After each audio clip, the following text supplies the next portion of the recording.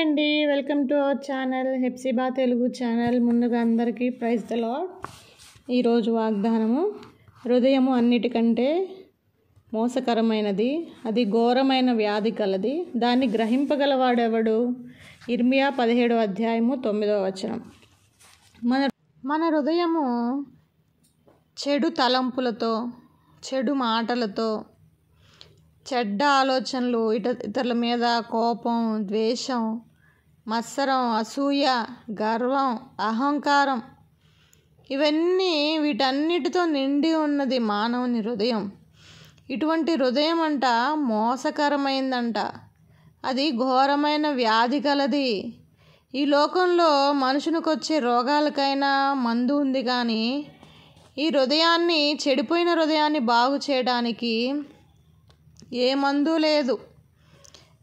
షుగర్లకు వస్తే sugar tablets ఉన్నాయి, BP వస్తే బీపీ ట్యాబ్లెట్స్ ఉన్నాయి, పెరాలసిస్కి, కిడ్నీ ప్రాబ్లమ్స్కి డయాలసిస్ అని వగైరా రోగాలకి మందు ఉంది, కానీ ఇటువంటి చెడిపోయిన హృదయాన్ని బాగు చేయగలిగిన వాడెవడు? ఇటువంటి హృదయానికి మందే లేదు అని బైబిల్ సెలవిస్తూ ఉంది. ఇటువంటి హృదయాన్నంట బాగు చేయడానికి యేసు ప్రభువారే, పరిశుద్ధుడైన దేవుడే, ఆయన పరిశుద్ధుడై ఉండి మనల్ని కూడా పరిశుద్ధంగా చేయాలని, ఇటువంటి పాపముల నుంచి మనల్ని విడిపించాలని పరిశుద్ధుడైన దేవుడే భూమి మీదకి దిగివచ్చాడు. ఆ శిలువలో ఆయన కాచిన రక్తం ద్వారా మనకు విడుదల ఇస్తానంటున్నాడు, విమోచన ఇస్తానంటున్నాడు. మీరు చేసిన పాపాలన్నీ నా రక్తంలో కడుక్కోండి, నేను మిమ్మల్ని క్షమిస్తాను, నేను మిమ్మల్ని విడిపిస్తాను, నేను మిమ్మల్ని పరిశుద్ధపరుస్తాను. మీ హృదయం ఇటువంటి తలంపులతో నిండి ఉన్నప్పుడు నా యొద్దకు రండి, మీరు ఆ రీతిగా పాపంలో ఉండొద్దు అని యేసుప్రభువే చెప్తున్నాడు.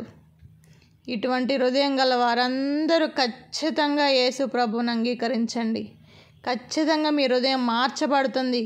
ప్రభువా, నా హృదయంలో కూడా ఇటువంటి తలంపులు ఉన్నాయ్యా, నా హృదయంలో ఇటువంటి పాపం ఉందయ్యా అని దేవుని దగ్గర మనం ఒప్పుకొని క్షమాపణ కోరుకున్నట్లయితే ఆ యేసు ప్రభు యొక్క రక్తము మిమ్మల్ని కడిగి పరిశుద్ధపరుస్తుంది, మీ హృదయాన్ని పరిశుద్ధంగా ఉంచుతుంది.